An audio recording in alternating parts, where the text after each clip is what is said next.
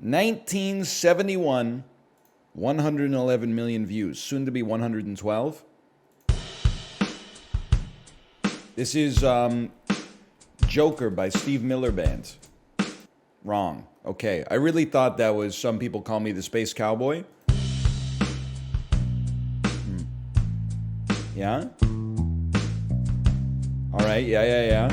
Okay. Ooh! Oh, there's something in there in that little slow down stutter step.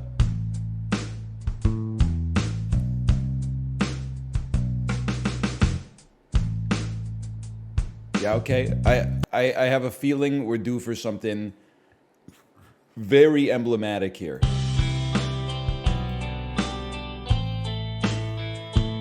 This is Stairway to Heaven by Led Zeppelin. Remastered edition, apparently. This was the final dance at my 8th grade graduation. It was very confusing as like a 13-year-old who hadn't really heard the song before, because it's kind of like a little bit of a waltz for the first 4 minutes, and then the next 7 minutes, it picks up a lot, and you're like, what are we doing here with our slow dance?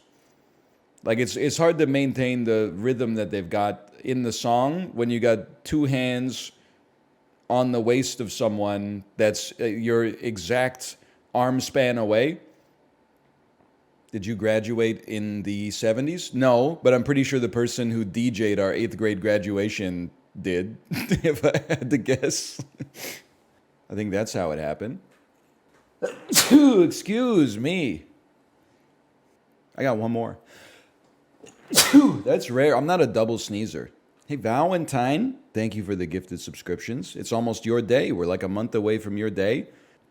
Farting, most people find it gross. Burping, most people find it gross. The sound of a sneeze doesn't offend anybody. Obviously, if someone sneezes around you in public, you're like, please at least cover your nose and mouth. But the actual sound itself, people don't judge it at all. I guess it's because a sneeze is less voluntary than a fart or a burp. Although I will say, I don't know, sometimes the farts don't feel that way. Sometimes it creates a great amount of discomfort. I'm putting the boomers on trial, something I don't do that often. Something is wrong with men over the age of 50 years old. You ever been on an airplane with a bunch of men born in the 1970s or earlier? As soon as you get to whatever destination you're in line for customs, it's just... Brother, come on here. We're starting vacation. I'm not talking about snoring. I'm talking about like horking up their snot. Shit is gross, bro. Go to the bathroom, get all the detritus out of your nose, and then get in line. I love a good outdoor snot rocket. That's honestly pretty gross. You should get a tissue or something. The only place it's okay to do a snot rocket as a grown man is in your own shower. Even though, bizarrely, that's like more disgusting. Like on a germ theory level, if you're outside, you should be doing it in a tissue. You can't bring a tissue with you when you're buck hunting in early March. Brother, what are you talking about? Gun, shells, camo, whiskey. Did I forget anything? Oh, of course, the furtive pygmy. So easily forgotten. My mistake. Brother, they weigh 1 pico ounce per tissue. Of course you can fit. You got 1,000 pockets on your damn vest. I just got a $100 Lego set for $33. Stonks. The American dream. My parents at age 26, let's buy this house and have a third child. Yes, my love. Me at age 26, hello NL, I just got this $100 Lego set for $33. We're here to laugh, okay? We're here to laugh. I'm not trying to damn society or you. We're just making jokes, okay? I'm 35. Me too. How's that going for you? It's going okay. Although I will say, someone asked me how is it to be 35. I'm going to betray the other men in their mid-30s, okay? You have to pick a side once you start to get to this age. You're either picking the side of, I'm still a little bit young, there's still a little bit of youth inside of me, or you're taking the side of, I'm old and I deserve your pity. I don't want your pity, okay? I see people in chat all the time, they're 32. Oh, the day after my 30th birthday, I couldn't eat a whole bag of Doritos in a sitting anymore. I get diarrhea. Oh, like it hurts when I sit down to go to the toilet. Listen, there's some truth to some of that.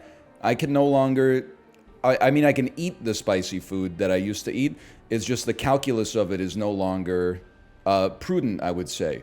I don't want to ruin my morning bowel movement just to experience the marginal value of lamb vindaloo hot over, you know, maybe like a chicken korma or something like that, or maybe like an aloo gobi, for example, a chana masala. I will say though, I don't get normal like daily aches and pains. Every once in a while, you get like a mystery pain. Like, I don't know what happened. My shoulder is like, it actually feels like Dr. Fauci snuck into my house and vaccinated me while I was asleep. Which, honestly, you might say, Monka S, that would be good for me because it would save me making an appointment through the damn health unit, which who knows. Our earliest appointment is like 10:27 p.m., 17 Saturdays from now. But like it is... It's a little sore, and I don't know what I did to it, because I haven't been, like, lifting stuff, really. You need to do a dead hang. Unfortunately, I don't have, like, a pull-up bar, and I'm not comfortable doing it on, like, our door jams or anything. And it's the winter time. Even though it is Vancouver, I can't go down to the old playground and do some dead hangs or some pull-ups. That's what I used to do when my daughter would be at the playground for, like, 90 minutes a day in the summertime. I would go down and, do a few pull-ups, wait while she, climbs up the monkey bars or whatever, do a few more pull-ups, and then eventually I'd be like, that's enough, my arms hurt. Anybody watch that new Pete Davidson special on Netflix? I generally speaking, I know some people find Pete Davidson annoying. I find him perfectly tolerable. Maybe even, I would say I'm more on the positive side of Pete Davidson than the negative side. I may go back and finish the special, but I had to turn it off because in the first 8 minutes, I mean, I don't consider myself to be easily offended, but he talked about fucking his own mom like 20 times. And I was like, I get it. I see what's going on here, but like, what are we doing, man? Come on, we get it. Hello, base department. Yeah, I already get enough of that from Kory. He is kind of Kory-coded. I wanted to... Kory kept talking about Smokey Robinson yesterday in his album Gasms. And he's like, you gotta listen to Gasms. And then he tweeted a picture of like the album cover. I just wanted to reply like, man, with no disrespect, you sure are 40 years old.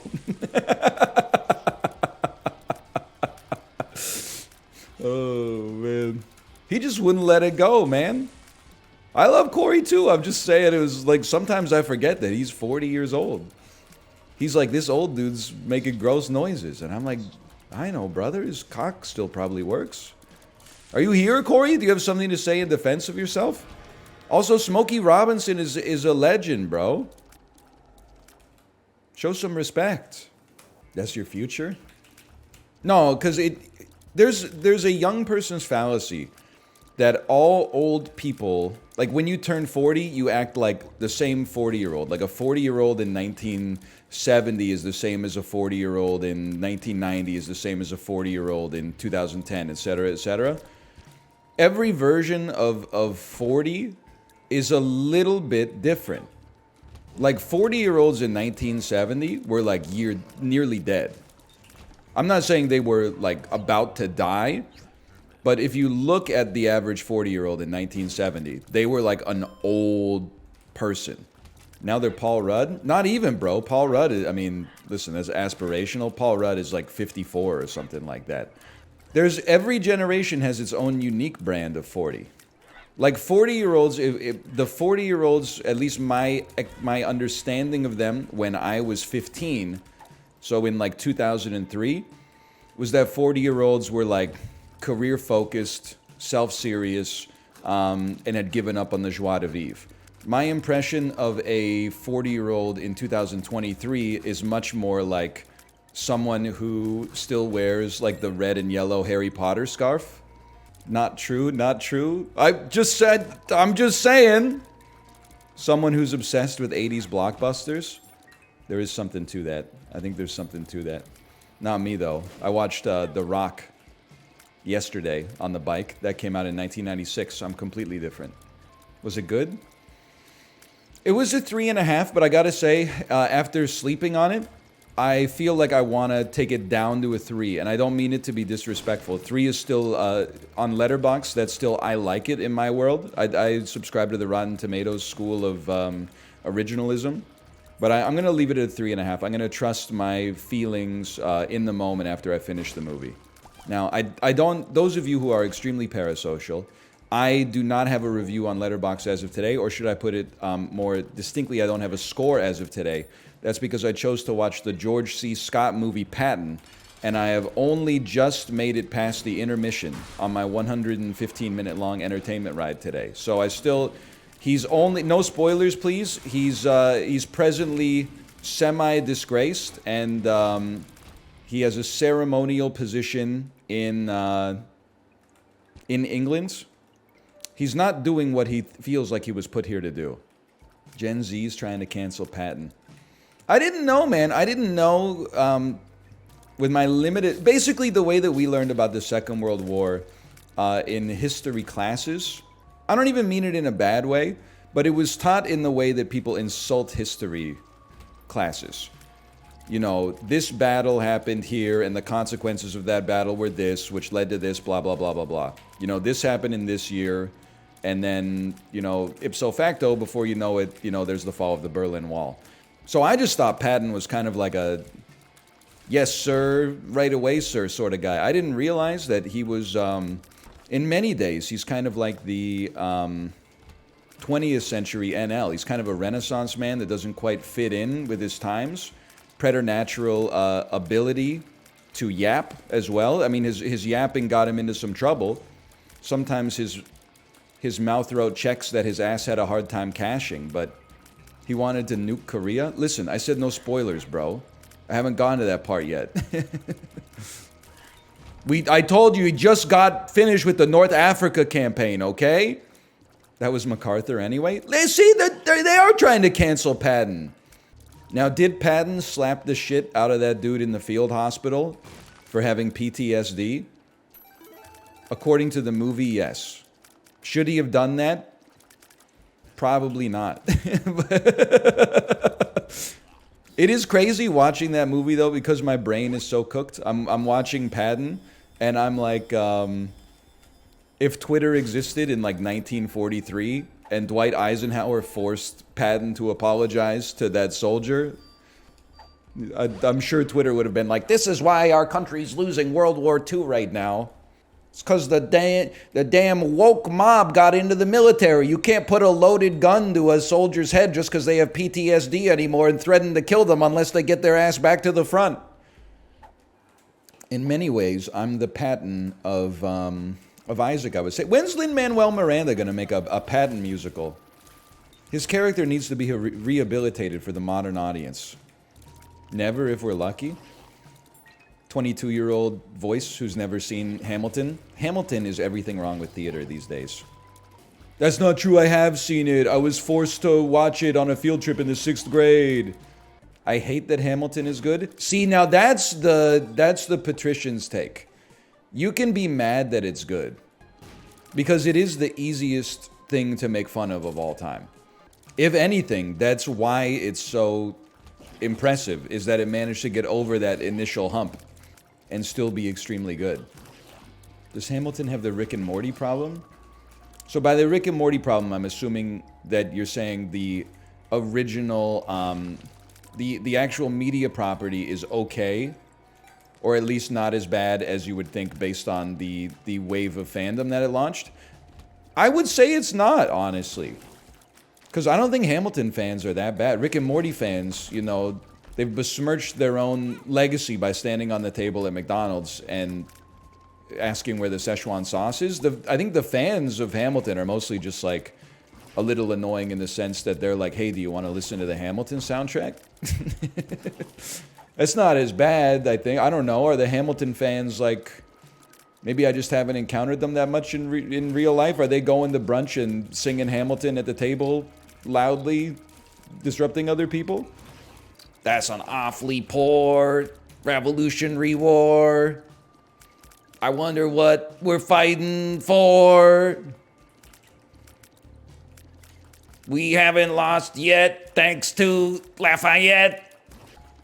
Wicked is my Hamilton. Every single witch is my enemy. That's not true. Wicked was... I guess I can understand why, if you were, like, in college when Hamilton hit, you would be annoyed by it. Because I was in college when Wicked was popping off, and every time the girls in our dorm got, like, you know, 2 vodka crayons in them, it was defying gravity. It was just non-stop. And you're like, brother, I'm trying to listen to tapes. Our sister, I'm trying to listen to tapes and tapes here, okay? Can we just relax? Thing, what is that thing? Thing, sing, that thing can sing. Song, long, a long, long song. Goodbye, thing, you sing too long. In the words of the inimitable Dr. Seuss. That is true. Young adults in 1971, Dr. Seuss. Young adults in... oh, no, this could totally work. Okay, just give it... I stole the joke from chat. I'm just putting a little spin on it. Midwestern moms... I'm sorry, it's punching down. Midwestern moms in 1975. Dr. Seuss. Midwestern moms in 2024. Doctor? Sus. I'm sorry I had to do it. Librarian thinks this website is so cooked, man. I took the joke from chat. The joke? I took the joke from chat. And I get financially rewarded for it? No, you know what? I'm being financially rewarded for being the only streamer who would admit to it. Yeah, that's the cope. Chat, is NL a pick-me streamer? No, I don't think so. Because I think a pick-me is like, I'm not like other girls, I watch sports. But actually, the subtext is that, like, they're degrading themselves just to get approval, right? They're like a Benedict Arnold of their own demographic, because rather than have solidarity, they want approval. The problem with the hypothesis that I am a pick-me streamer is because I definitely make fun of chat more than I make fun of other streamers. I did not mean to purchase this bomb. So, like, there's a subtext in every joke that I make about other streamers, which is it could be worse. They could be chatters. How do you feel about that? lmao, he got us? Look at them. They love it. You can insult them right to their face. They'll keep coming back for more. How was the ride today? I feel like a damn idiot. I really must come to the conclusion that Home Alone is bad. I can't believe I did one entertainment ride to Home Alone and said it was torture, the classes are better, and then started watching actually good movies on the bike, and the time just flies by. I have a new appreciation for cinema and a newfound disappointment in what I thought was one of the best Christmas movies ever made. Join us in the Criterion Collection. You would think, I mean, it's not as... I'm not as focused watching a movie on the bike as I would be watching a movie in the theater, but I am way, way, way more focused watching a movie on the bike than I am watching a movie at home on the couch. Because if you're watching a movie at home on the couch, you gotta fight the constant temptation to, you know, I'm gonna look at my phone, I'm gonna, like, you know, go do something while I'm watching the movie. When your ass is planted in the saddle and you've got a good excuse to not go anywhere, you would start to get a real appreciation for, like, what they were going for in every movie. You don't just, like, you know, doom scroll on your phone and then, like, when an action scene happens, look up and go, like, I don't really understand the weight of this scene. Like, you're watching the whole damn thing, bro. I found myself saying things about... I haven't finished Patton yet. That's why it would be dishonest of me to give it a score. Speaking of which, though, I guess pun intended, I found myself saying things about Patton like the score is sublime. If that shit came on, you know, CBC Gems at 9:06 p.m., I would not have noticed that. As soon as the screen went dark for 2 seconds, I would have been like, okay, time to go to r/Vancouver. Get pissed off about something. I will say, and this is cute, and by the way, I take it as a compliment, not as an insult, but I can't let the good opportunity for a joke you know, like leave me. I swear to you, so I came up from my bike ride this morning. I'm gonna pause because the verbiage is important. I came up from my bike ride this morning, got dressed. My wife was getting out of bed. I said, good morning. She said, good morning. I was just thinking about something. If you had hair and you didn't have glasses, you would look just like 90s Brad Pitt. That's very complimentary. That's a nice thing to say. I took a look at myself in the mirror and I said, you know what? I am rather handsome. I took it as a compliment and I still do. I do have to acknowledge that when I looked in the mirror, the first two things I noticed about myself was the fact that I'm bald and the fact that I had glasses. But if we were to just completely ignore the two most defining characteristics of my visage, I could see a little bit of 90s Brad Pitt in there. He's 6'3". That would be maybe like the third thing, I guess. She needs an eye test. The other thing is my wife, I'm going to take it as Brad Pitt, to be honest, but sometimes she doesn't know the Hollywood actors and actresses too well. So she actually might be thinking about Michael Stuhlbarg, which is also, I get he's a character actor. I still think he's a handsome guy. I would still take it as a compliment. Don't get me wrong. You legit look like young Kevin Spacey. Don't put that evil on me. If I could see it. I could see it. Maybe I do look like... Maybe I don't just look like every bald guy. Maybe I just kind of look like every guy. Every white guy, at least. Because I got like a strong jaw, but I also have like a round face. So I think you could actually be like, this guy looks like almost every other white man on the planet. There are times when I open up video games and it's like, I don't even need to change the character preset. You don't look like John Mulaney? No disrespect intended. That is because John Mulaney is like 122 pounds. And he actually is the only like human being on Earth that has like a 1950s face in 2023. You know how people always, they'll pull up like a picture of an old baseball team from like the 1920s and they'll be like, why don't these guys exist anymore?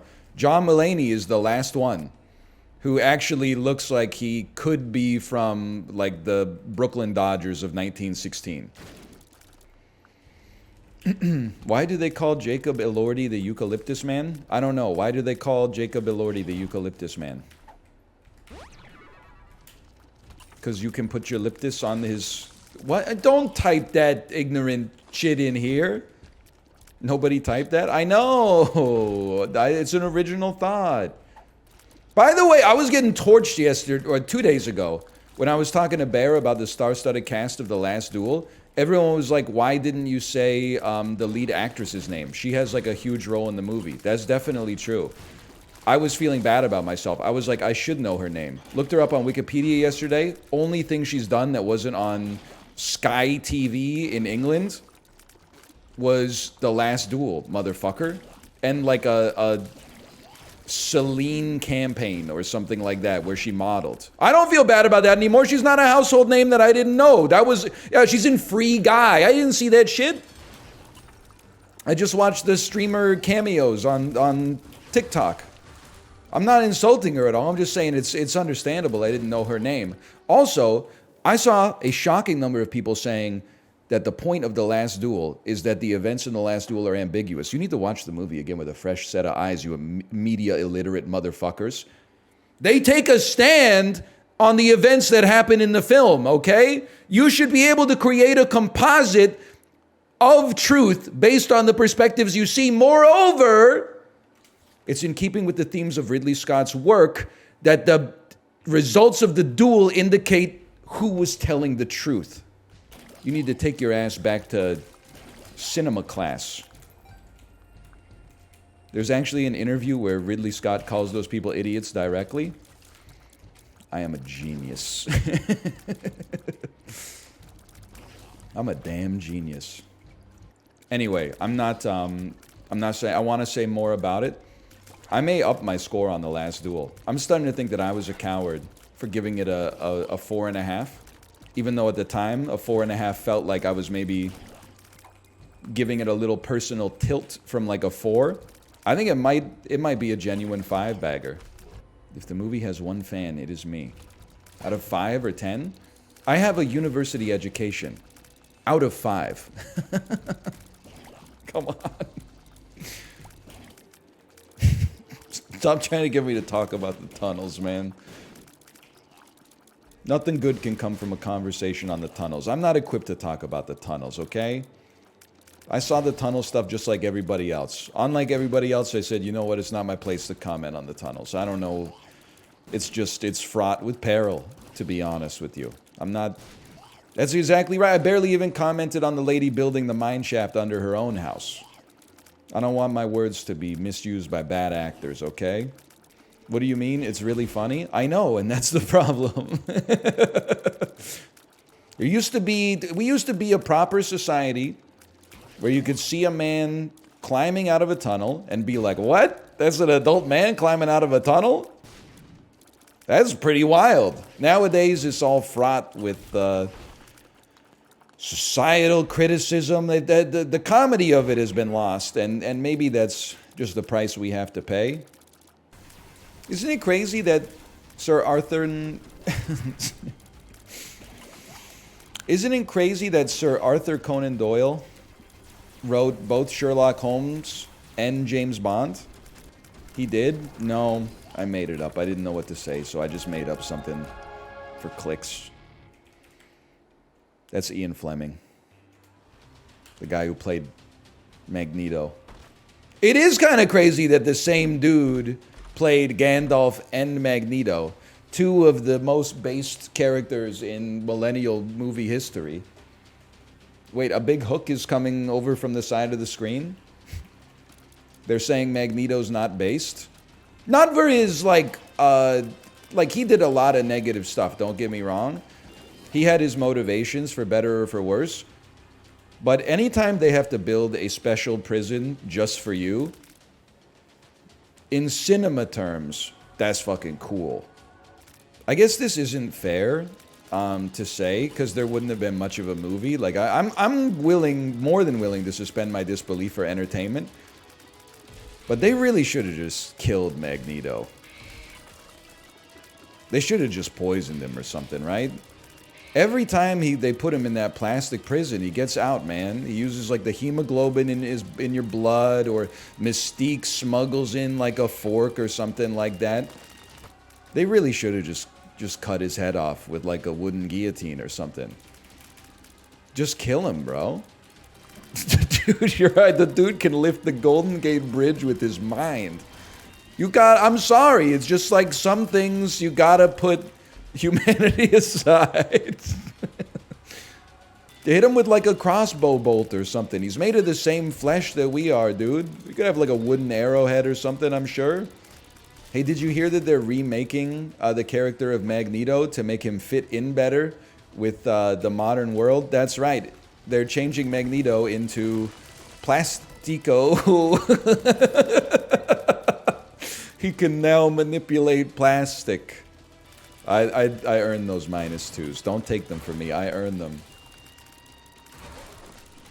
Me, when I'm the prison guard assigned to guard Magneto and I realize he can manipulate all the microplastic in my blood, well, so that just happened. Yeah, and the only thing that could keep him restrained is a full metal prison. And then at the end of the movie, he escapes and he gets on the airplane. And they're like, sir, would you like chicken or fish? And he's dignified, so he says, Actually, I believe I ordered the vegetarian meal. And they go, of course, very good, sir. And he opens up the vegetarian meal, and there's a plastic fork and a plastic knife in there. And he looks at the camera, and then you, da-na-na-na-na-na-na-na, what I've done. Dude, that would go crazy. X-Men 4-2. Birth of Plastico. Ever put bananas on pizza? What up now, Swedes? Woo! Is that a Swedish thing, bananas on pizza? Or am I inciting the hockey wars? Yes, it is. Okay, never mind. We only tell the truth here. I bet it's good, though. I mean, like, probably people from the United Kingdom are like, oh, but Chinese food on top of French fries is crazy, but bananas on pizza, you're like, you gotta respect it. Listen, I bet it tastes good. My anecdata to back that up is people like to eat food that tastes good. So it is definitely unusual by my standards and the standards of what I would consider like North American taste. But I don't think people would be eating the bananas on the pizza if the banana pizza didn't taste good. They might order it once out of curiosity and then say, no, thank you, sir. But they wouldn't come back. There is some stuff that I think is kind of... I've eaten a lot of foods, okay? And I'm not trying to put the system on trial. At the end of the day, this is just one man's opinion, okay? There are still some fad foods. Let me rephrase. Some foods that have semi-recently become popular that I think are... they're peaking right now. I'm not saying they're going to go extinct, but I think that we'll look back on their consumption and be like, kind of what were we thinking? One of them is... Well, there's one... I have to get you with the gimme first. And then I think I'm going to say something a little bit more controversial. The first one is alcoholized versions of normal drinks and at the same time de-alcoholized versions of alcoholic drinks. Now I'm accepting non-alcoholic beer. It's been around forever. Maybe you want to... not drinking alcohol is good for you.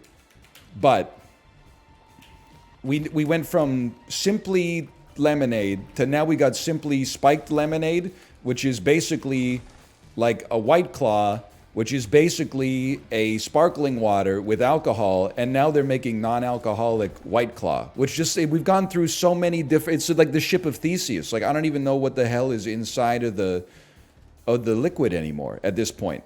They took seltzer and put alcohol in it, and then they took the alcohol out of it. Like, you know what's great about it is in an economic sense, 330,000 people have a career doing this process, and the economy has decided that it gives value to society.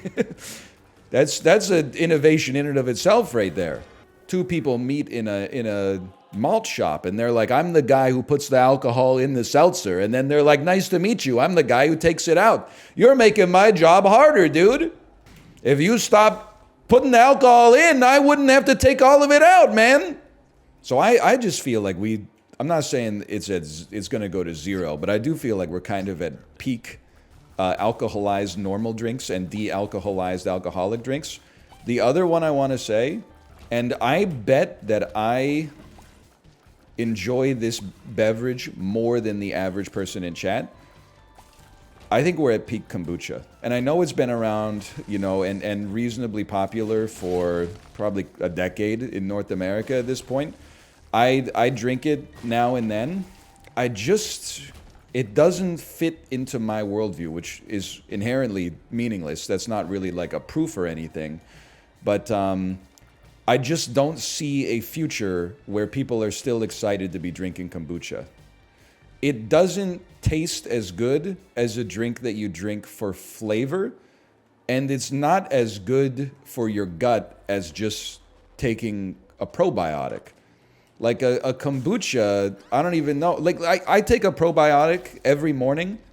That bitch has 10 billion living bacteria in each dose.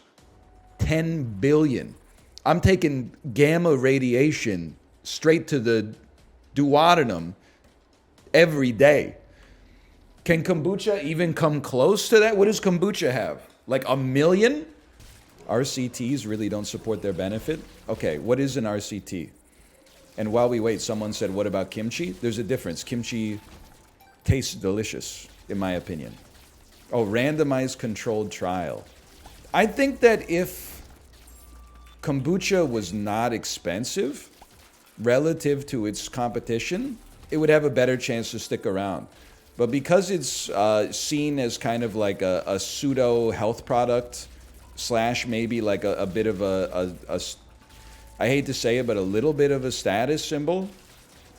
Now it's kind of the chicken or the egg, but I bet if you took like a survey of the incomes of kombucha drinkers versus non-kombucha drinkers, you would find that my expectation is that kombucha drinkers probably on average make more money.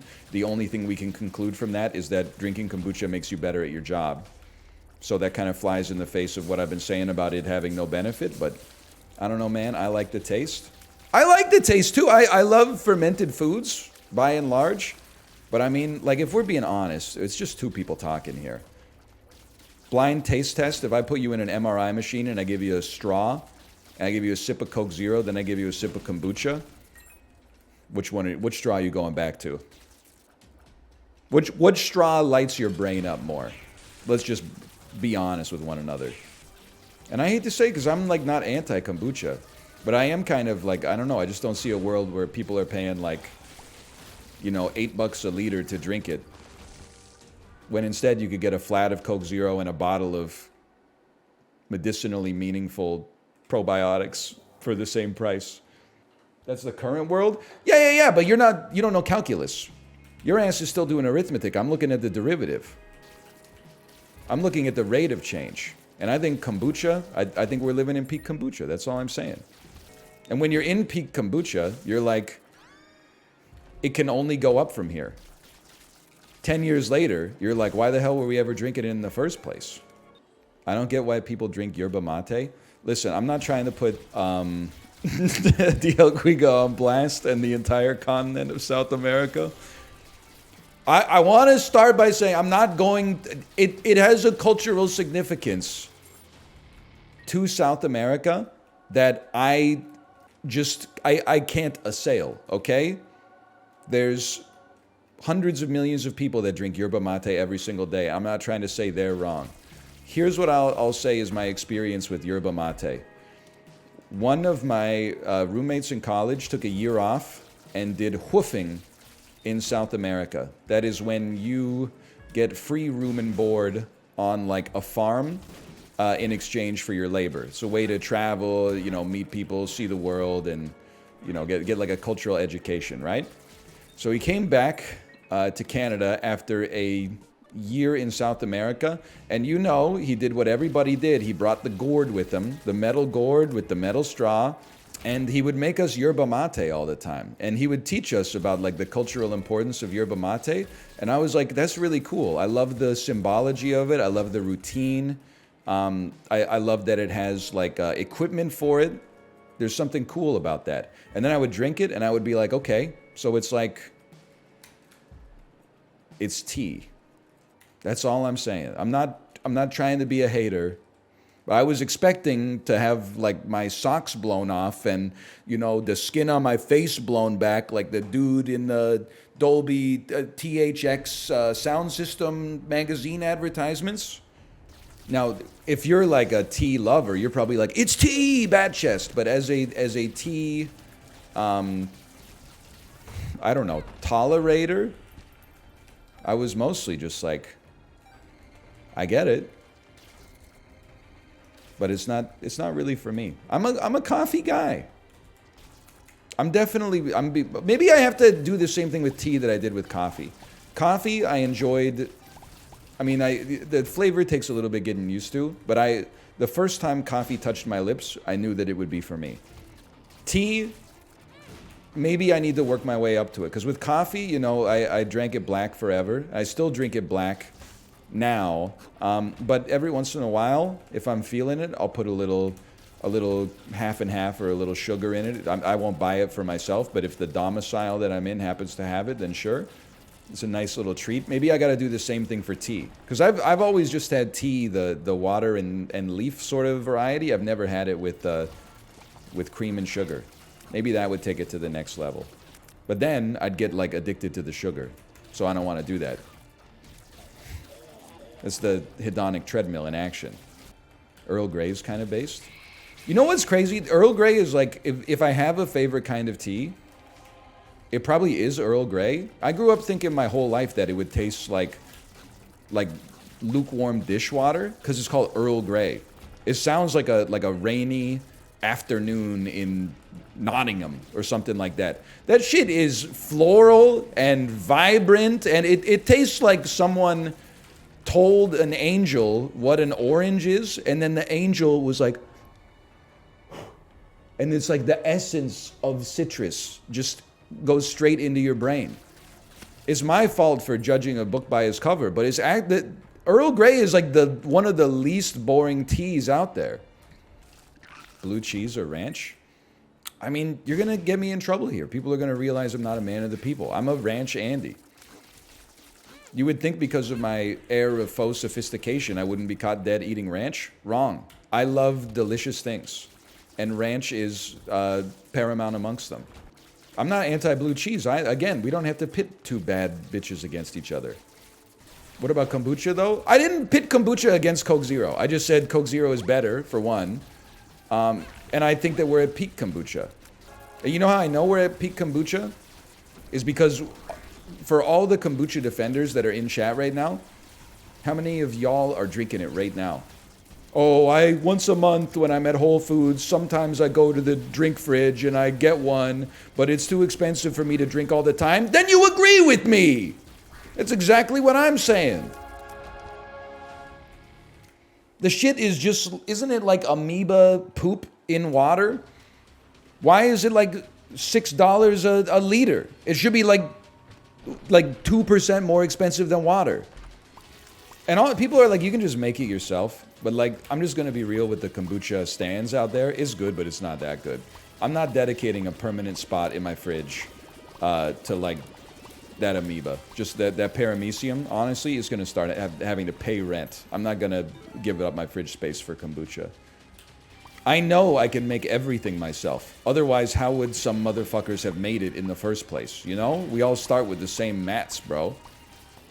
We don't all start with the same mats? We all start with similar... I'm not saying we all start with the same number of stacks of cobblestone. I'm just saying, whenever people are like, you know, you can make kimchi at home, I'm like, yes, I'm familiar with the fact that both me and, you know, BBGO can interface with matter that exists on planet Earth. It's not like they have a proprietary formula to get the fucking chopped gochu in there. It's like asking somebody else to, like, build you a diamond sword in Minecraft. It's like, my brother in Christ, you made the shaft. Now, your own Coke Zero, no, because that's a trade secret, okay? My granny makes Korean kimchi. Or my granny makes killer kimchi. Can I just say something? I'm not suggesting that making your own kimchi is not worth the time. All I'm going to say is my wife's parents are Korean as fuck, and even they don't make their own kimchi. Nor, to the best of my knowledge, have they ever expressed a desire to do so. They go to the H-Mart.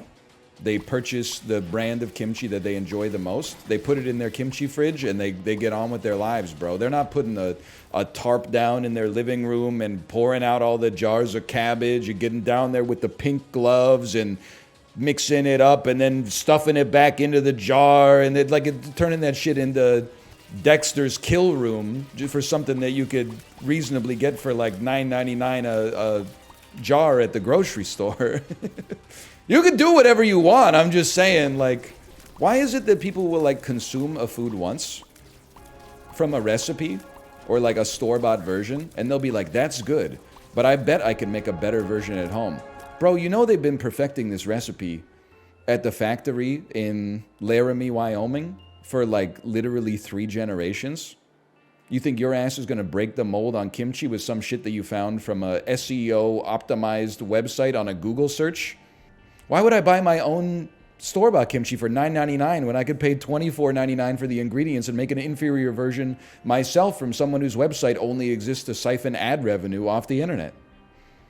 I think it's just, I admire it in a sense because you got a lot of confidence in yourself. On the other hand, I feel like we stand on the shoulders of giants. You're siphoning ad revenue? I know, but at least I have the audacity to be like, you should be watching George C. Scott's Patton right now. We need more people that refuse to get into debates. And whenever someone says, hey, what are your reasons for that? You can just say, I don't know. I felt like it. For some things, important policy decisions and whatnot, I think it makes sense. Those have to pass through the marketplace of ideas. But for some things, like why do you buy your kimchi at the store instead of purchasing the ingredients separately and making it at home? I don't know. You got to pick your battles in this life. The kimchi you get from the store is really good. I know your ass has read the mangchi recipe. My ass lived in Daegu for a year. I'll stack up nuts on the table. I'll stack up my Korean palate versus the average Korean palate in chat. I'm not saying I'm taking on your champion. You've probably got like an expert in there. But the median Korean food opinion, absolutely. You want to get into a debate about authenticity? I'm from Daegu. Oh, son of a bitch. How do you like them apples? See, the joke is that Daegu is famous for its apples. and getting really hot in the summertime. And being in a valley. And it did some of the group stage matches during the 2002 World Cup. Gun to the back of your head, name 5 Korean dishes. I'm not gonna... The fact that you asked for 5 just shows me that you don't know what you're talking about. That's like saying, I bet you can't name 2 Beatles albums. Like, what are we doing here? Okay, can you just say, be quiet in chat? Come on. They think I can't name 5 Korean dishes. It's an insulting question. It's like, can you name 5 letters of the alphabet? Of course I can name 5 letters of the alphabet. Now my ass is like, I gotta make sure that they're really obscure letters. I gotta be like Q, Z, X, V, J. He did say he likes Korean food more than Mexican food. That is true. But I like my wife more than I like Mexican food, so we eat a lot of Korean food. What do you like about Mexican food? It tastes good, is the #1 thing, controversially speaking. I like the tortilla. I like the meats. I like the rice. The foods, a lot of the foods are fun. Bro's turning 40 talking about fun foods. Just eat your slop, Grandpa. Oh, man. Stop attacking me! That's a really good comment. I'm going to give you a +2 on that one. Never did I feel more 40 than when I made baked oatmeal for myself. And then when I tasted it and it didn't taste that good, I was like, what did I expect? It's baked oats. Like when I ate it, I was like hoping it would taste maybe, I don't know, like an apple cinnamon Nutri-Grain bar or something like that. Then I ate it and it did not really taste. It was okay, but it was a little gruel-esque, yeah. And then I thought back about like the process of cooking it and the ingredients that I put into it, and I was like, no, this makes sense. What's the capital of Burkina Faso? Ouagadougou. That will be the only capital question that I'll ask today. You know what? No one ever says, what's the capital of the United States? As soon as you get one capital right, everybody starts popping out of the woodwork. Oh, yeah? What's the capital of Uzbekistan? And I'm like, okay, bro, it's Tashkent, but can you give me like a freebie? Why do you know these? I learned them when I was younger, and they just never go away. Nuts on the table, capital of Canada. Burlington. Ah, my nuts! Shunk! Tung, tung, tung, tung. They go down the stairs. Tung, tung, tung, tung, tung, tung. I was gonna say Etobicoke, but then I thought maybe I've been saying Etobicoke too much. Joke's on you. Free vasectomy. You already live in Canada. You could get a free vasectomy anyway. Yeah, if I wanted to wait 8 months. If I want that shit done, you know, Amazon Prime style, we got to take matters into our own hands. You really have to wait 8 months?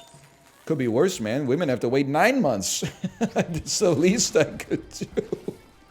I don't know. I haven't made my appointment yet.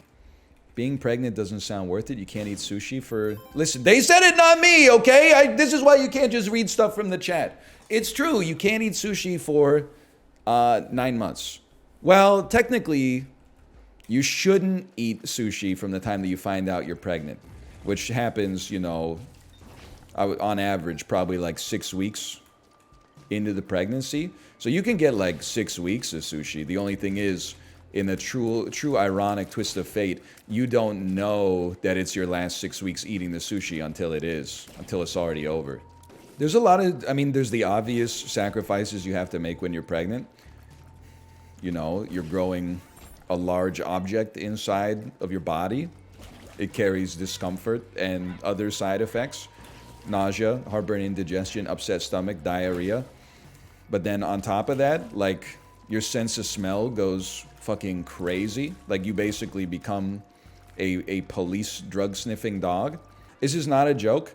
My wife's sense of smell got so strong during her first trimester, she got aggravated at me because I opened the fridge too much. You know the fridge where everything's cold and doesn't smell? She would be like, can you please only open the fridge when you already know what you want? And then I'm in there like, I wonder what we got in here. We got some cheese, we got some leftovers, I could just eat some peanut butter straight out of the damn jar. Hey, NL, on a scale from 1 to 10, how much of a reader are you? I would say like a 10. I'm like Ty Lopez. I average approximately 1 book a day. Yesterday I read 2. I read Oh, the Things You Can Think. And a Sesame Street book about the alphabet. Sorry, I had to remember for a second. It left a lasting impression. Does the baby have any books that she likes you reading all the time? Please don't cancel my baby, but she is very heteronormative right now. She is very much like, there are things that boys do and there are things that girls do. And it stretches as far as, like, there are books that only daddy can read and there are books that only mommy can read. And she'll say, like, these are girl books, these are boy books. So I'm not allowed to read some of the favorite books that she has that mommy reads to her. But from me, it's Oh, the Things You Can Think by Dr. Seuss. I read her 2 books a night. She wants me to read her Oh, the Things You Can Think first every night. And then the other one it varies from time to time. And then at bedtime, we have a little small, truncated, abridged version of Oh, the Things You Can Think. And she likes to sleep with that in her crib. Crib at age 3? It's a modular thing. It started out as a small crib, and then it got extendoed with an extra piece, and then we took one of the walls off. So it's basically just a bed that has like three closed sides of it right now. My friends without kids be like, crib at age 3? Really? Isn't that a little light? I bought a new weed pen. The dude at the store said it was like 6 out of 10 strong. I took a hit and fell asleep at my desk at work. I hope you don't work mission control at NASA. That's all I'm going to say. That's all I'm going to say. Also, I guess there's a lesson in that, is that, like, you shouldn't trust the strength of it based on the person working at the dispensary, right? I'm an air traffic controller. Oh, no. I'm quality control at Boeing. Okay, everybody's got jokes, man. No, okay, I'm a guard at the prison where Jeffrey Epstein was interred. I don't know what interred means. Incarcerated, I guess, is the word I'm looking for. It means buried? Oh, okay, my mistake.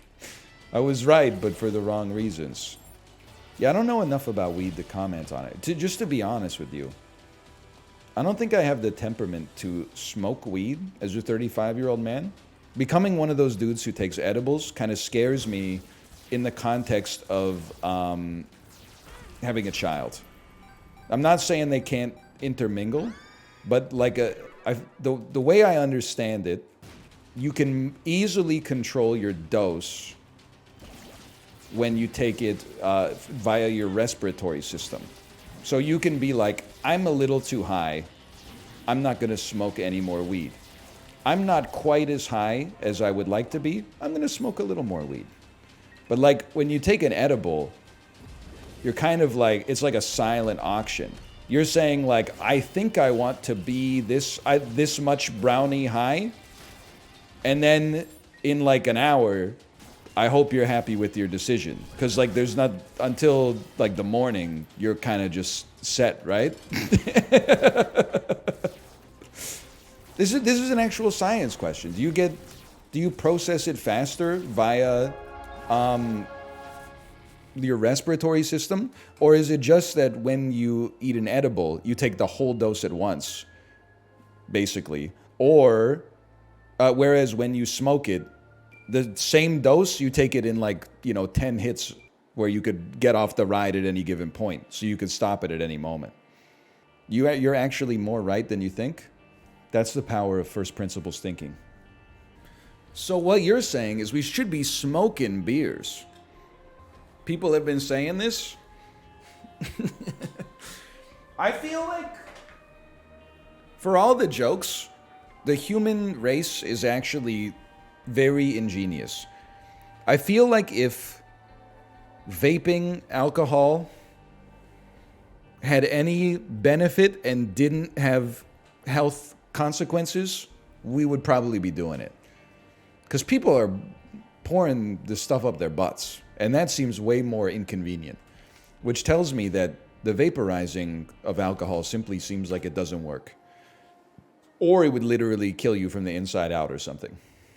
Like, I just want you to know, if when related to like human leisure, if you've ever had the idea that's like, oh, I wonder if anybody's ever tried, what about like a fried chicken sandwich that has like Belgian waffles for the bun?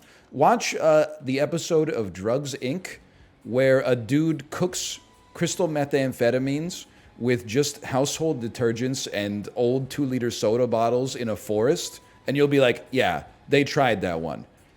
They definitely did. This dude is out here making a drug with literally plastic bottles and Windex. It goes through like a 900-step process, and he's doing it in the woods. They tried the donut bun fried chicken sandwich. I promise you that. That's not going to be your big break. I'm not saying you're not going to have one. It's just not going to be that. Would you try meth for a documentary? No. This shit is like a key in your brain, right? You have a lock in your brain, and everybody says, hey, make yourself at home, but like don't go see what's behind that door. That's the only thing I'm asking you. I'm not opening the door, bro. I'm thankful for the hospitality of, hundreds of millions of years of mammalian evolution. My forefathers before me said, don't open that door. I'm keeping the door closed. Your secrets will remain. I honestly think one of the most, it's not a documentary, but one of the most important pieces of nonfiction writing in my generation is that dude's account on Reddit where he said, ask me anything, I'm going to try heroin tonight and not get addicted. And everyone was like, don't do it. And he was like, nah, I've got like really good discipline. And then he tried it and he got addicted to heroin. And then he didn't post for like 8 months. And then he came back and was like, hey, I'm in rehab for my heroin addiction. Ask me anything. And then he's been like, as I understand it at least, he's been like on and off the wagon ever since. It's like, it's a sad story, but it is also like, that story is probably saved. I mean, I don't think I was at risk of really like doing heroin to begin with, but certainly after reading that post, I was like, well, I'm definitely never going to touch that now. That's also what I mean when I said, like, I don't know, I've been saying it for years now. It's the smart, dumb axis. That dude is dumb, smart. Or smart, dumb. I can't remember where we fell on this one. He probably did well in school. Because he's built a character of himself in his mind where he's smarter than the average person, so the rules don't apply to him. That's why it's dangerous to be smart dumb. You got to be smart enough to realize at least I'm not dumb, but dumb enough to realize there are smarter. You should listen to people who have been through something that you've never been through before. No. Librarian, you can refer them to our previously published work on this if they want a dissertation. I'm not going to just play the hits today. What do you think's the best creepypasta of all time? I would say, but who was phone? That's a big one. I do follow that that 2-sentence horror account on Twitter that always posts the Reddit ones. It's so funny. Like, again, with a limited amount of disrespect, just criticism, not disrespect. They're self-aware when they do it. But every story is the worst story you've ever heard in your life. It's always like, you know, 2-sentence horror. I was so excited to finally hold my wife's hand after so long apart. And then I remembered her hands got chopped off by that guy with the sword. And like, that's it. Like, genuinely, that's on par with like the level of the stories that you see on 2-sentence horror. And then without fail, in every single post that this account makes on Twitter of the stuff from Reddit, there's like 1,000 people in the replies going, wait a minute, this one's actually pretty good. Like, all the other ones that you've posted were ass, but this one's actually pretty good. Can you come up with one on the spot? I literally just did. I asked him to come up with one on the spot. And then I remembered he already had. That one's actually good? Whoa. Yeah, can I have an everything bagel? Oh, and don't forget to put an extra pound of poop on it. I took that from chat. That's a good one. This one gave me shivers. Driving past the tomato factory, parentheses, I have a phobia of tomatoes. Okay. All right, listen. I don't want to freak anybody out. It's getting a little too serious. This is supposed to be all ages content, in spite of the fact that I think you have to click a box that says you're over 18 to watch this, because this game is rated M. You know what, though? The game is rated M for mature, but the stream, for me, I always like to say it's rated I for immature. Because I'm just like a kid who never grew up, to be honest with you. Hey, by the way, I saw a lot of gamers playing Pacific Drive. How'd they get that demo? Is that demo available, or is that demo you gotta kiss the ring of the publisher? Which I don't mind. You gotta kiss the ring? Son of a bitch. Gotta remember my email login. Can I say that I also saw a tweet? And it made me laugh because it reminded me of Dan. It said, my old boss used to declare something he called email bankruptcy. Once every 2 months, he would select all in his email inbox and then just hit archive all and go from a clean slate. His logic was, if it's really important, they'll email me again. I think, honestly, I don't do that, but I really do respect it. Yeah, Dan used to delete his. But I mean, I don't know if there's that much of a difference. If anything, deleting them might be better than archiving them. Because if you archive them in court, they'll be like, look, you got this email that you claim not to have seen. Whereas Dan could just be like, I don't know what happened to it. They claim to have emailed me. It doesn't appear to exist in my inbox. The first email I've ever received on this account that I've had for 17 years came in 62 days ago, officer. Dan deletes Dropbox uploads while he's still streaming. What is that? Why is he uploading stuff to Dropbox while he's streaming? Also, listen, I have my share of technical problems. Don't get me wrong. But whenever someone, I apologize to Justin because it most recently happened to him. Whenever I'm streaming with someone and they say, oh, the recording broke because my hard drive filled up. Guys, this is not an industry in its infancy anymore, okay? We've been doing this for a decade. That's something you gotta just do a quick cursory glance every morning and be like, that was you a few years ago? I know, and people can change, bro. When is the last time you heard me say I have to delete a video game sometimes to download something from Steam?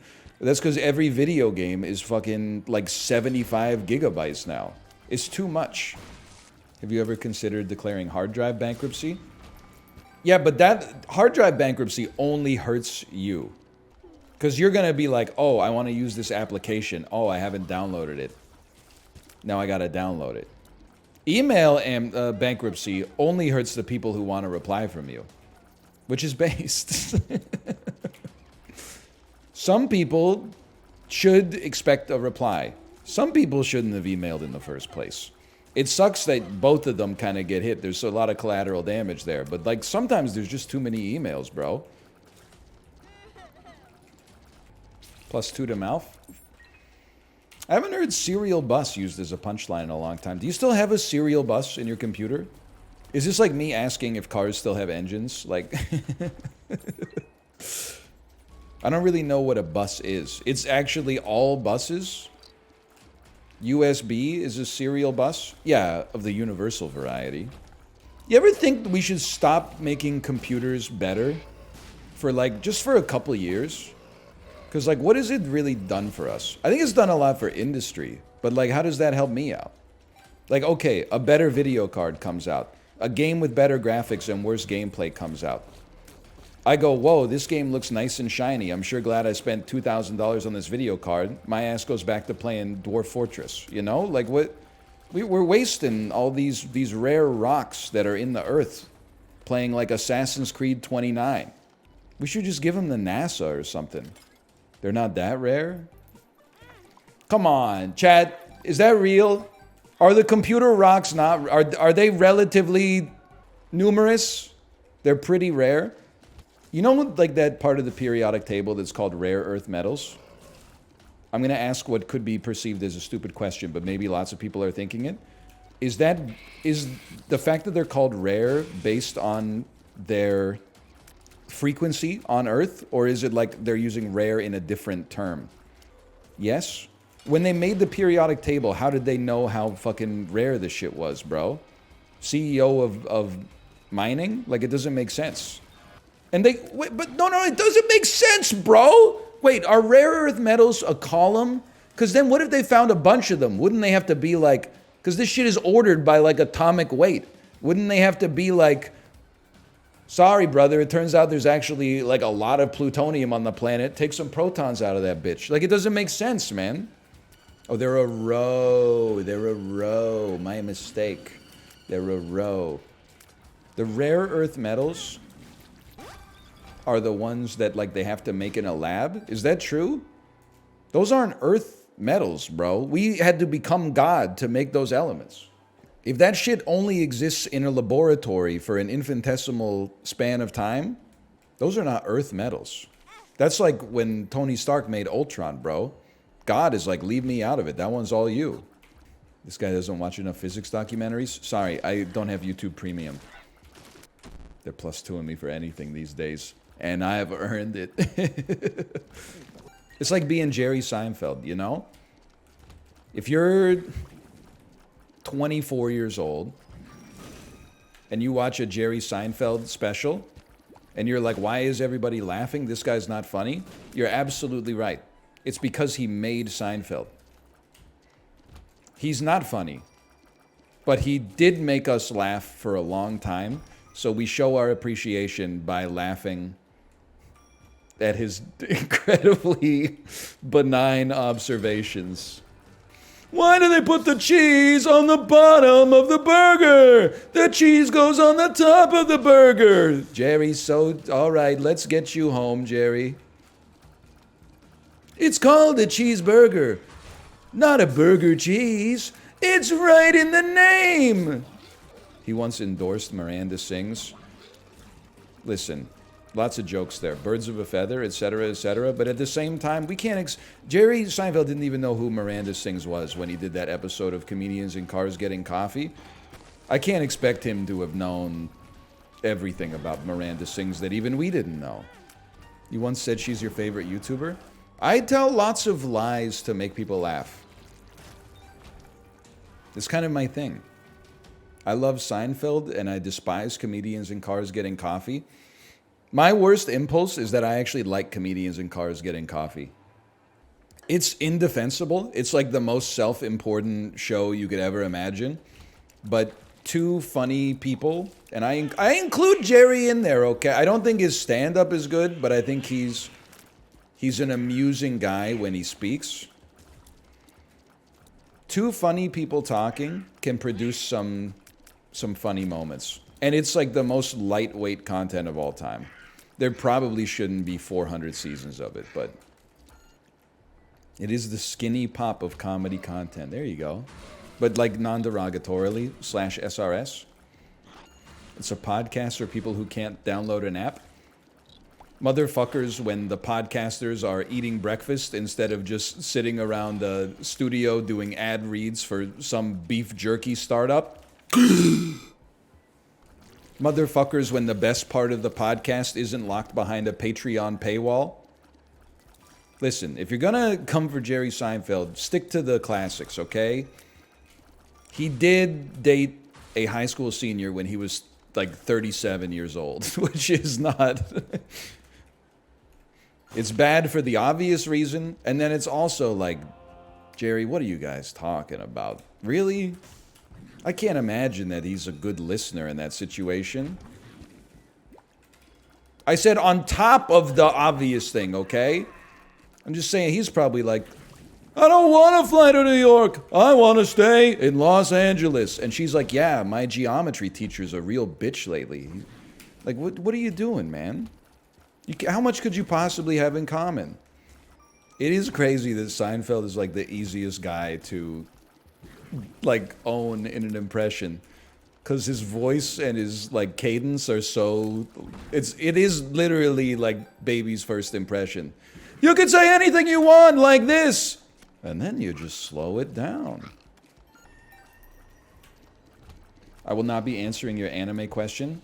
I will simply say, anime fans, it's not 1996, okay? There's dozens of you. You can talk amongst yourselves. You don't need to drag me into your private hobbies, okay? What does that mean? Dude's asking me, how do I respond to the accusation that I have yaoi hands? Think I don't know what that means? You think I've never seen the paddle? Damn, he does.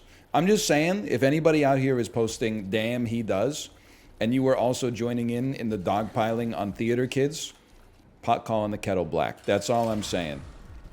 Oh, we're just having a bit of fun. People singing the Hamilton soundtrack at Denny's, that's a war crime. Let he who is without sin cast the first stone. Now is the winter of our discontent, made glorious summer by the sons of York. Read a book, Andes, when you finally read a book, but it's by Ernest Hemingway instead of Brandon Sanderson. Sorry, I've just got a lot of like neurons firing all at once. I'm trying to just send them out there as fast as I can before I lose them. Oh man, what do you say fuck me for? We don't negotiate with terrorists. I did not take a shot at Brandon Sanderson, by the way. We need to work on our media literacy. At no point did I say Brandon Sanderson when you read an Ernest Hemingway book instead of The Wheel of Time 3422. I said, read a book, Andes, when you finally read a book, but it's by Ernest Hemingway instead of Brandon Sanderson. What's your Terry Pratchett take?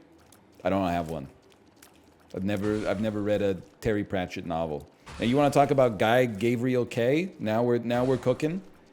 Bro said, what if I could be the horny J.R.R. Tolkien? How the hell do you know Guy Gabriel Kay? After I finished reading the Lord of the Rings books in the 7th grade, I went to Chapters, I walked into the fantasy section, and bought something with the coolest cover I could find.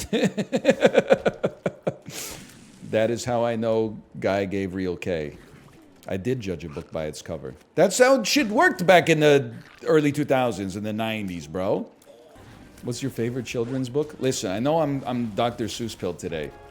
All of the Dr. Seuss books are like not very good as an adult, but there is something about Oda Thinks You Can Think. I know I talked about this before and people were like, damn, I didn't expect it to line up, but it kind of does. Oda Thinks You Can Think, in prose, whatever.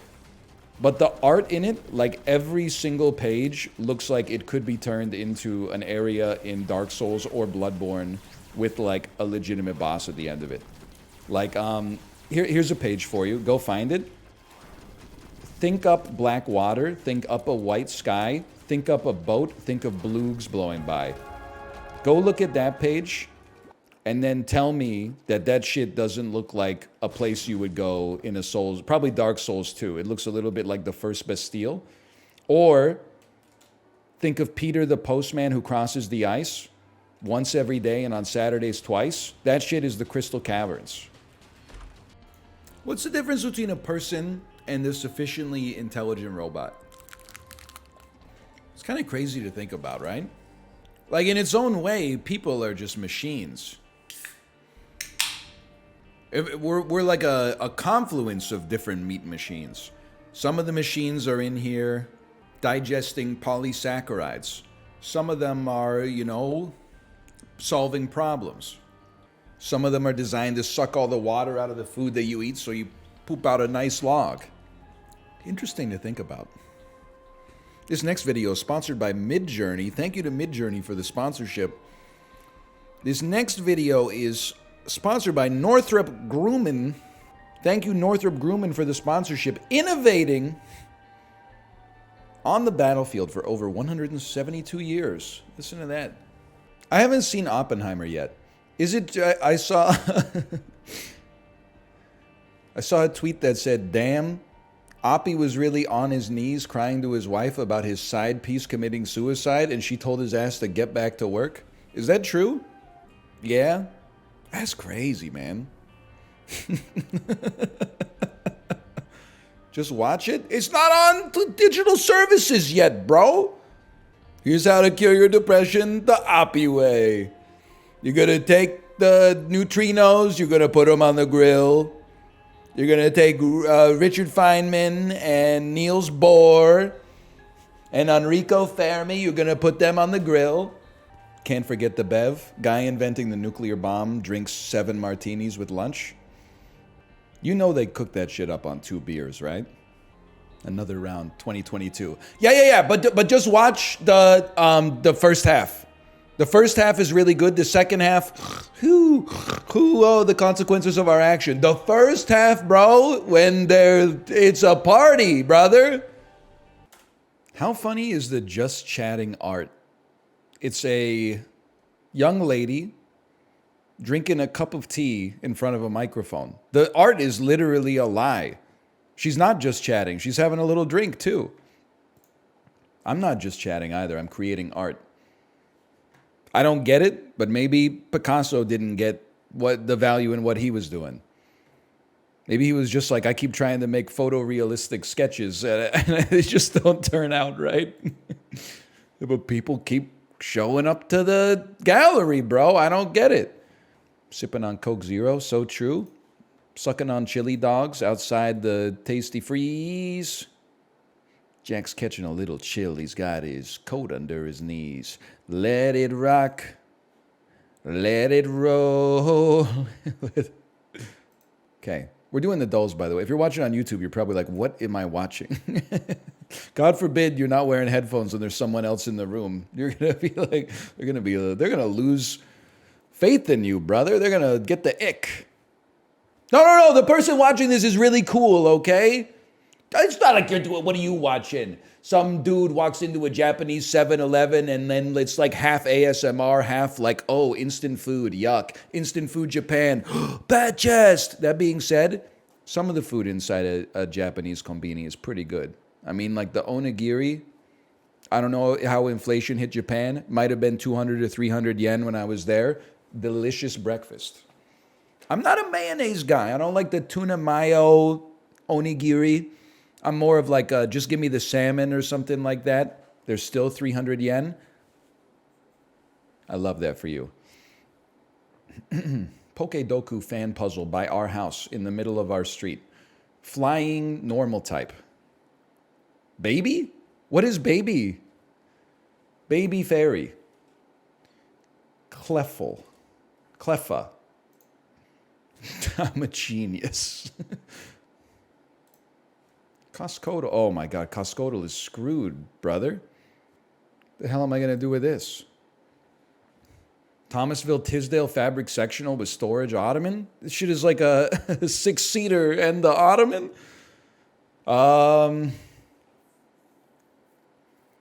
Listen, you were buying this from Crate & Barrel CB2.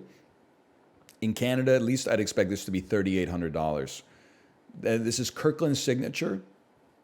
No disrespect. I'm sure it's perfectly serviceable, but it is probably made of particle board and upholstered with leftover rotisserie chicken skins, which is aspirational. It smells very hearty.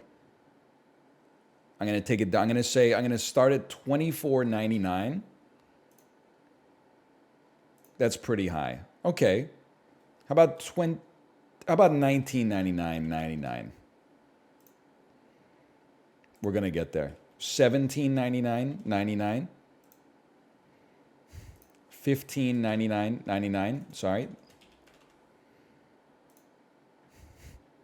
I'm going to say it's $16.99.99. Yeah, bang on. That is a middle of Costco item. It's true. I don't spend that much time in the middle.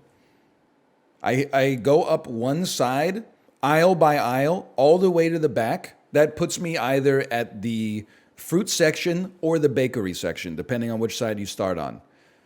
Then I work through the back where the meat and the breads and the vegetables and the fruits are. And then I go down the other side that I didn't go through. And then I do the 3 aisles closest to the checkout where they keep the snacks, the jerkies, the nuts, the bio steels, and the liquid IVs. That's my Costco workflow. Are you Richmond or downtown pilled? I'm Richmond Costco pilled because the selection is better. But the Richmond Costco, you know what? I'm never going to complain about the Richmond Costco again after I ended up at the Aberdeen Mall accidentally, just going to H Mart in Richmond. Apparently, the Richmond Costco is the least busy place in Richmond. Every other place is like a sardine can ready to explode. You will not catch me in the Aberdeen Mall ever again on purpose. The parking lot is where cars go to die, but even inside of the mall, the food court notwithstanding, I was like, I got to get out of here. I felt like Jon Snow in the Battle of the Bastards. Vehicles queued up at an airport. What are planes? Tightly hold on to. Grasp. Pond scum. Algae. Alcohol. Booze. Something's not right here. Grammy Award-winning rap producer. Swiss Beats. Muscles exercised by crunches. Abs. Stealthy. Okay, let's go this way. Let's happen. Allows. Fossil fuel lobby. Beguile. So this is sly. So close. Yeah, no, I think big oil. And then Sazazzy. Stylish and attractive. Glisp.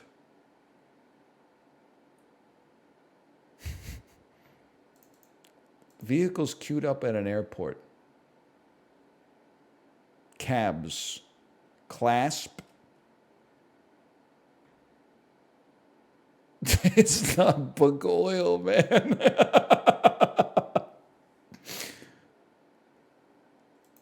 Algae. Is algae could be right. Hang on. Let's happen. Allows. Fossil fuel lobby informally. Big oil. Stylish and attractive. Peas, man.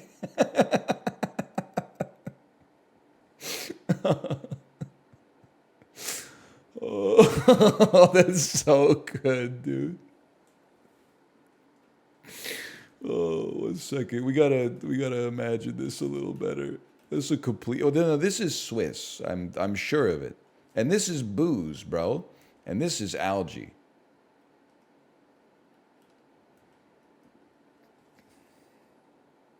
Snazzy. Okay. Climp and Swizz. It must be Swizz. Swizz Beats. G's. Cling. Okay, there we go.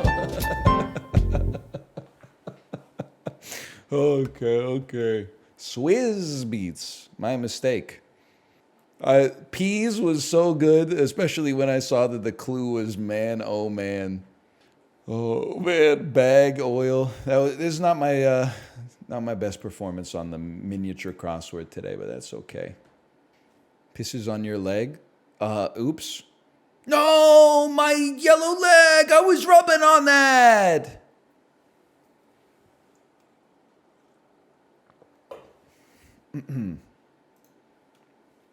Please stop. Okay. Indonesia. That's a great guess. Malaysia. Singapore.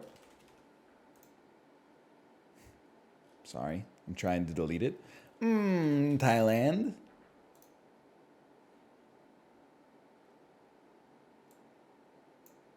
Brunei? Are you Brunei? Yo, thank God. For a second, I was like, they're trying to trick me. There's no country there.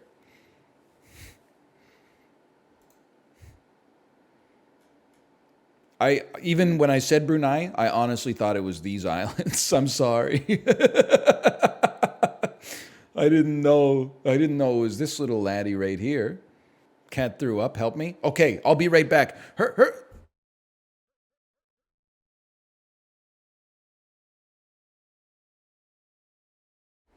Can I tell you something?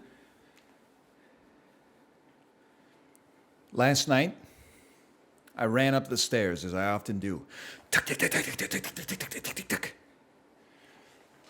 My wife said, "You shouldn't run up the stairs. You're a 35-year-old man, you're a father, you're a professional. It's time to start walking up the stairs." Well, walking up the stairs, Andy, when a cat threw up 2 floors above me and they need me ASAP, that's all I'm going to... Walk up the stairs, Andy's have been pretty quiet ever since I ran up the stairs to clean up a mess. That's all I'm saying. Oh no, she's on to me. Excuse me? Were you talking bad about me? I was just saying you made fun of me for running up the stairs. But then when I ran up the stairs to clean up the mess, I bet you were like, it has its uses. No, you always run up the stairs making such a loud noise. I do go tuck, But tuck, then tuck, tuck, tuck, tuck, tuck. You have fallen. I have fallen down this. 2 times. And the falling down the stairs, it hurts. But when you think of all the time I've saved running up the stairs, I think You it's... not run up the stairs, man. You walk up the stairs. Nobody goes run up the stairs. I can't run down the stairs, I'll fall. No, walk. Walk. Walk slowly.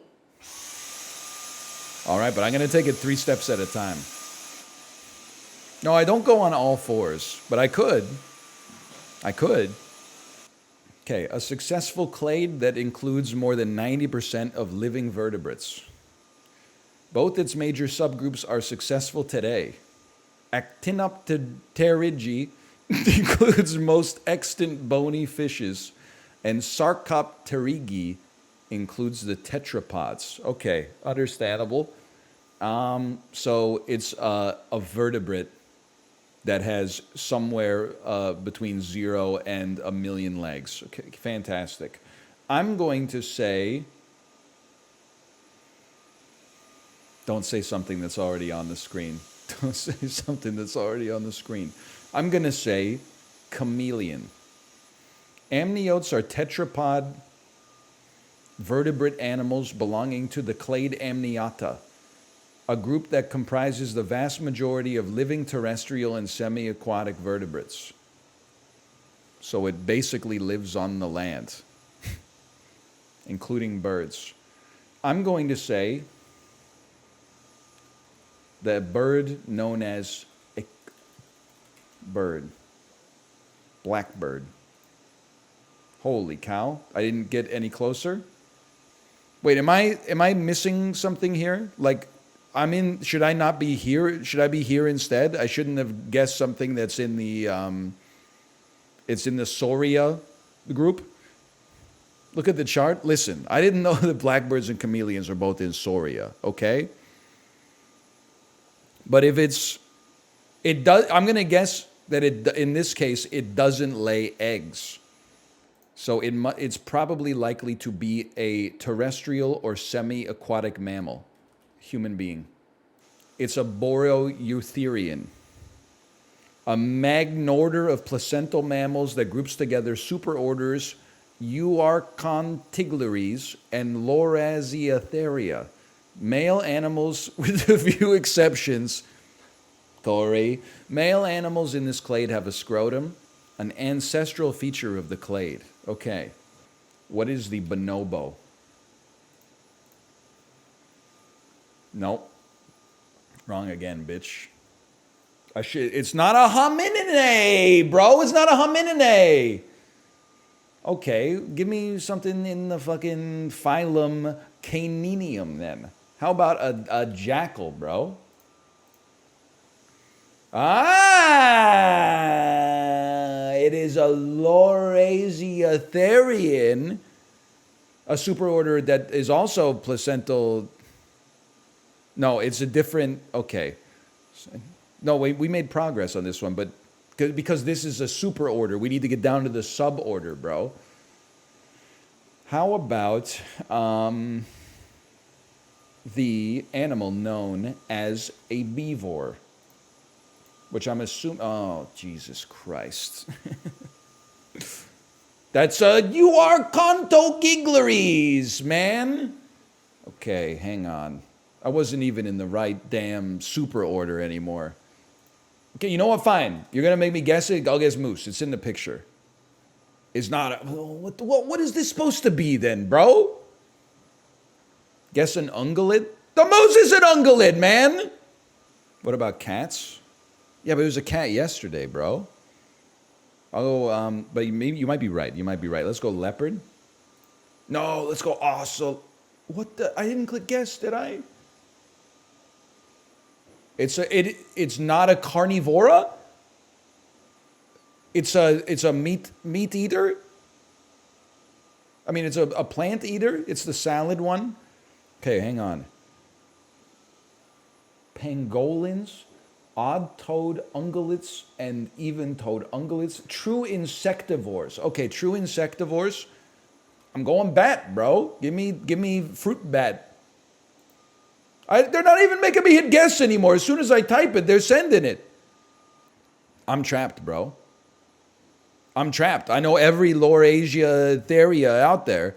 I think I gotta exchange 3 guesses for a hint. It's a Perissodactyla, an order of it is an ungulate, you piece of crap. It includes tapirs, rhinoceroses, and zebras. Okay, nuts on the table. I'm going rhinoceros. Stupid. Okay, nuts on the table. I'm going tapir. Oh, that doesn't exist. Okay, my mistake. Nuts on the table. I'm going zebra. It is an equus. Call me Daniel Radcliffe. Equus is the only recognized extant genus comprising 7 living species. Okay. I'd be stupid if I didn't at least try horse. Don't even bother loading it. Donkey. You win. The answer is donkey. Oh. And we made Trainwreck Labs $11 in advertising revenue. There's this anecdote I saw on Twitter where Bruce Willis tried to get like a horrible movie made, and it put the studio into such financial disarray that as kind of like a counterbalance, he agreed to do 3 pictures for the studio that financed it. One of them was Armageddon, one of them was The Kid, and this might be the 3rd one. Not every gift is the 6th sense. Not every gift is a blessing. I should have gotten that. They should make a movie called like The 7th Sense. And it would be about the kid from The 6th Sense, but he's going through like marital troubles. And his wife could be like, you may see dead people, but you don't even listen to me. And he could like solve crimes or something. That's the 3rd sense though. Yeah. But like maybe she can like, I don't know, see like electricity or something. I think I've suffered a head injury. These are premises. What could it possibly be? No, these are from the same movie. Okay. Matt Damon is secretly evil. Anne Hathaway is an astronaut. Matthew McConaughey is a farmer. Okay. I mean, sorry, there's going to be spoilers, okay? Michael Keaton has an alter ego. Kim Basinger is a photojournalist. Jack Nicholson is a gangster boss. This, of course, is Batman. Mark Wahlberg is a cop. Leonardo DiCaprio has a dirty secret. I'm going to have to do shapes, bro. Jack Nicholson is a gangster boss. I don't have to do shapes. Okay. Samuel L. Jackson and The Rock are cops with Mark Wahlberg in The Other Guys. Billy D. Williams goes here. Will Ferrell is a cop in The Other Guys. Isla Fisher gets hit by a car. Okay, hang on. But this is the other part of the puzzle. They were cooking with this one. It's The Other Guys, Interstellar, Batman.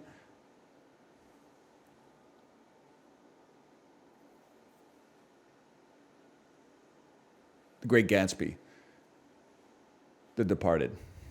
It's crazy to me. I've seen The Great Gatsby. I don't remember Isla Fisher being in it at all. I just remember the movie being like really long. There's a green light. I remember that part. And the most overused millennial gif of all time. Leonardo DiCaprio cheersing while there's fireworks in the background. Bat chest, bat chest. Me when Ric Flair releases a new cryptocurrency. Great Gatsby was the theme of my prom. Did you graduate from high school in like 1924? That's crazy. Really? I didn't think The Great Gatsby made that much of a splash. The movie, at least. It was the theme of my prom, too. I'm not really talking shit. Like, I don't think my prom even had a theme. The theme was that Promiscuous Girl by Nelly Furtado was really popular. By the way, just keep me honest here. I gotta leave. I wish this was true. Or, sorry, I wish this wasn't true. I wish I was lying to you. I have to leave at 1:55 because I got to go to a webinar for a school we might send our daughter to. So you can catch me. I already know it's going to be a fucking disaster, bro. I'm going to be the only person who's got a 4K camera and like stuff in the background. Like a microphone on a swivel arm and stuff like that. It's going to be a bunch of people in suits with Vaseline smeared all over their cameras.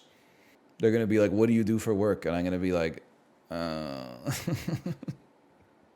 a podcaster. That's cool. I'm the Surgeon General for British Columbia. Okay, brother, whatever. Like, it's not, he will not divide us. Yeah, what's up?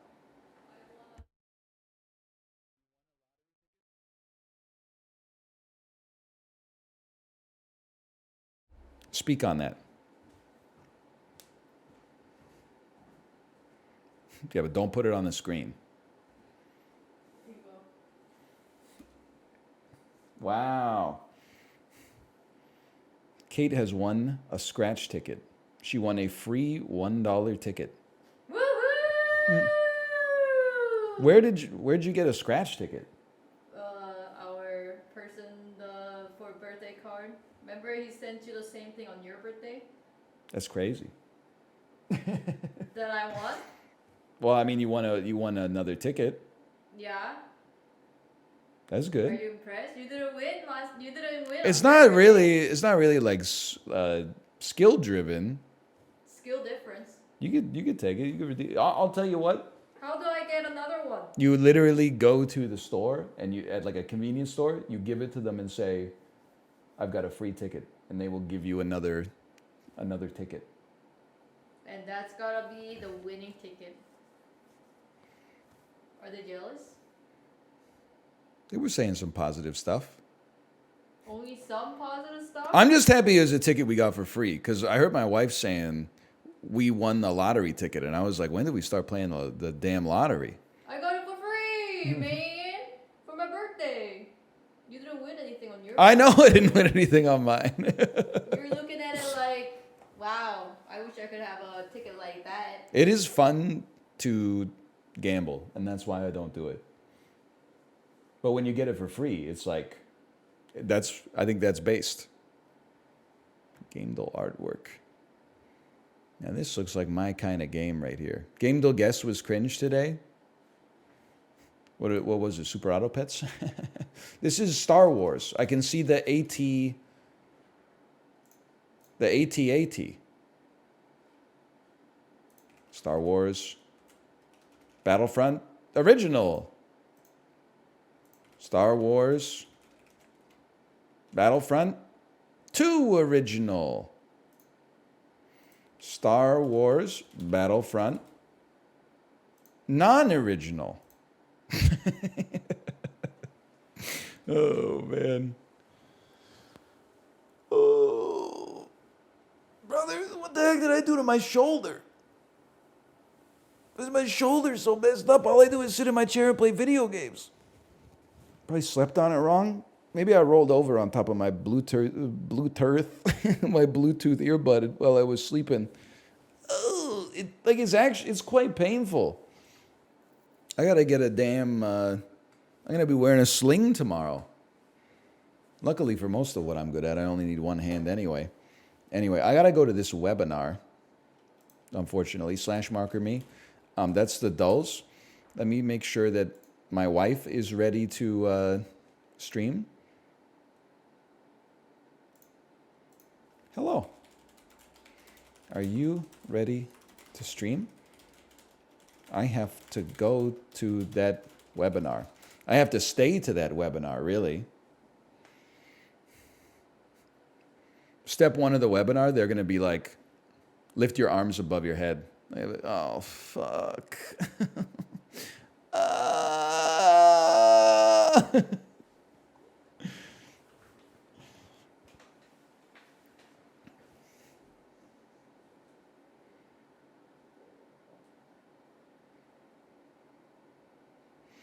Anyway, I'm just waiting. Tired of being a nobody.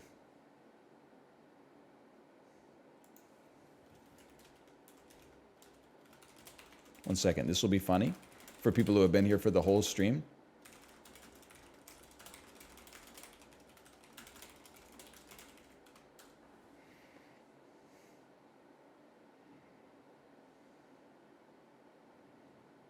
Oh, it's in the, you'll never, maybe you will know the experience of pure dopamine rush of typing something in chat and immediately seeing like 25 people post a laughing emote. Oh, man. It shit hits the bloodstream immediately. There wasn't, normally I like I say something that I think is funny and I know that you're probably gonna laugh, but it takes 3 or 4 seconds for it to get to you and then type and then for the typing to get back to me. This was instantaneous, bro. Oh, man, that felt amazing. Okay, Kate is live. Enjoy the rest of your evening, and I will see you tomorrow. Later. I love it when you suck me like that and when you close them. Give me the shivers 2, 3, and baby, we're gonna go till I split your crack. And when you see the party's over, then you throw it right back. Cause I said, ooh, something, was I close? He doesn't say that? He says something like that. You make me feel like I'm living a teenage dream. The way you suck me off, I go. And don't ever look, baby, with your ripped up jeans and your skin tight jeans and your teenage jeans tonight. That's a banger too. But you didn't have to suck me off. Put my underpants down and throat my member, but you didn't have to bite it off and spit it out and get me feel so low. What? Something like it's so. I didn't write the song, dude. It's something like that, okay? Leave those parodies to Justin. I still think about it every time I hear the song, which is like every 80s ride on Peloton. John Cougar Mellencamp's Jack and Diane. Sucking off chili dudes inside the morgue's deep freeze. Jack's wearing a winter coat. He's got a pillow underneath his knees. Let them rock, let them roll. Let the Bible belt come and save my soul. I think about your kisses on my lips like all the time. Because your piss is on my lips. Because your piss, I can't resist. Because your piss is on my lips. When I turn out the lights. I have Vanessa Carlton's song stuck in my head, except it's sucking a dick downtown, sucking fast, stations past and I'm homebound. And I throat you. I don't know why I'm using throat. I guess because you need a lot of synonyms for suck in order to make the song feel clever. And I piss you.